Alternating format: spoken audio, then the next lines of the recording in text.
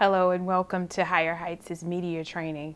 My name is Aneesa McMilan and I'm a Democratic communications strategist. One of the most important things you can think about when you're running for office or any type of political work is your communication strategy. While it is the thing that is often overlooked, it can make the difference between running a strong, successful campaign or having to navigate through narratives and instances that you do not have control over. I'm going to walk you through some important things to remember when you're thinking about your comm strategy. Let's start with what makes a story newsworthy. The more timely and relevant your pitch is to the news cycle, the more likely a reporter is interested. To understand the changing media landscape, you must first read the news and consume local press and national press to understand what is happening around you. At any point, a breaking news story can dominate coverage and make it hard for any other piece of news to get airtime. That means that your pitch has to make sure that you understand and know what's going on around you. When in doubt, ask either your communications team or folks around you that have prior communications experience. So let's talk about rapid response. Those are instances where you may have a communication situation that you didn't quite plan for. In those instances, you must be coordinated, agile, and ready to act. And remember, your internal communications will differ from your external communications, meaning that when you go to prepare a press release or a statement for a rapid response situation, you may have to think a little bit about brevity and other issues about what you want to say publicly versus what you may say privately within the campaign. You also want to prioritize. There may be many instances where you'll have lots of press requests due to a rapid response situation, and it's okay for you and your team to kind of slow down and think about who you want to respond to and be strategic about what you say. So for example, let's say the state legislature in your state has passed legislation on an issue that is important to your constituents or the campaign that you're running. It's important to, number one, make sure that you don't miss the news cycle, meaning that you want to be proactive in that rapid response situation and have a statement ready to go. Make sure you send it out as soon as possible. And if you know that the bill will pass or fail either way, or what other major event you may be communicating on, you may want to plan ahead to determine whether or not you know what it is that you want to say. Now, that is a situation where it's positive, but there can also be challenges. Maybe a statement or a position that you took publicly is being misunderstood. Or in most cases, someone is just flat out not telling the truth about you or your campaign. Whenever you are asked for media statements in that instance, it's important for you to not only respond quickly, but to just make sure that it's carefully thought out and that you clarify whatever it is that is being said. But what you don't want to do in a lot of cases is to just ignore the press requests. This is one of the biggest issues and one of the biggest challenges that public officials face.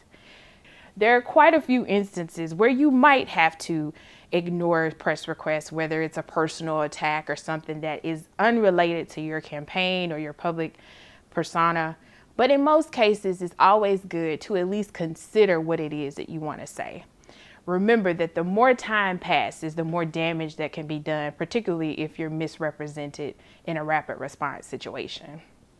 Now, let's go to preparing for interviews. This is one of many ways that you would communicate with the press. And when you don't use a press release where you get to control what you say, preparing for interviews can be even more important.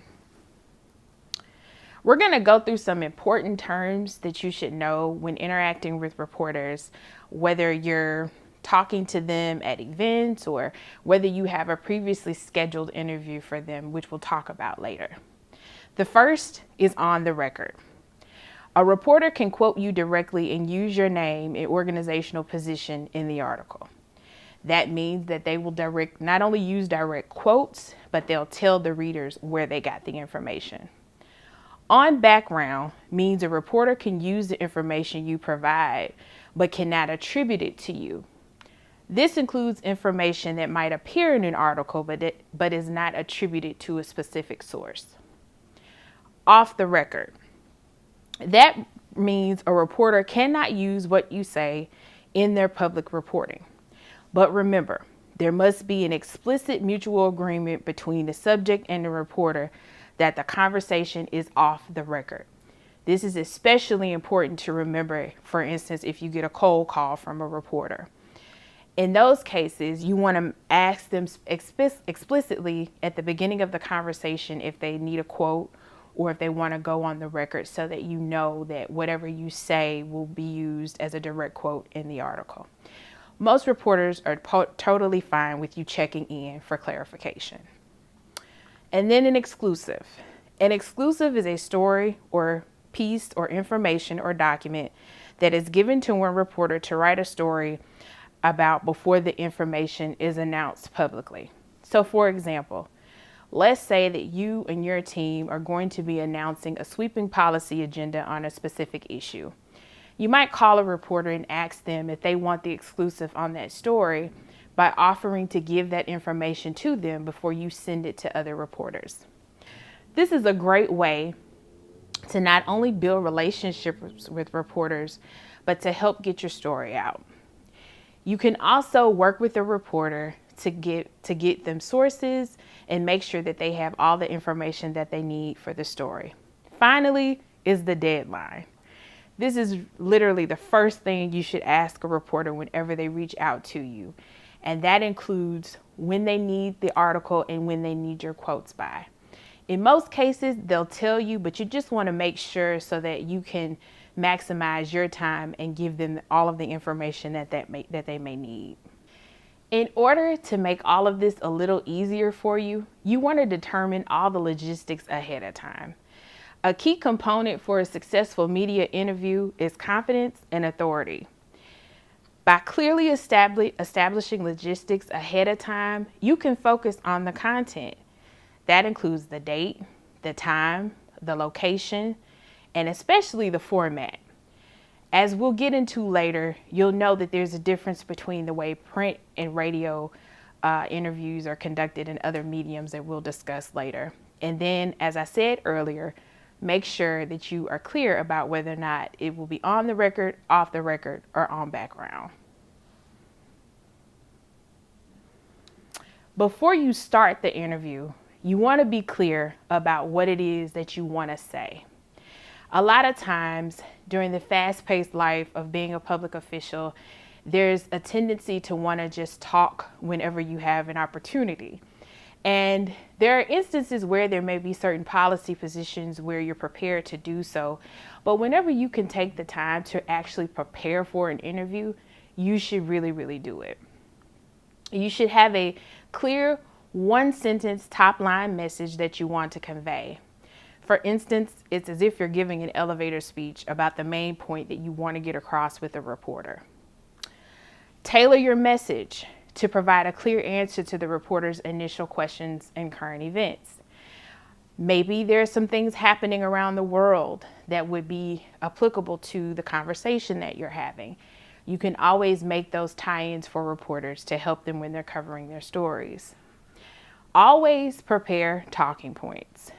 Based on preliminary conversations with the reporter, they will give you some insights into what they want to discuss. While you shouldn't ask them for questions directly, you should ask them if there are certain things that they want to talk about specifically, so you can prepare talking points with your team so that you can prepare accordingly. Review the top stories of the day and develop a short message that conveys the importance of your top line message.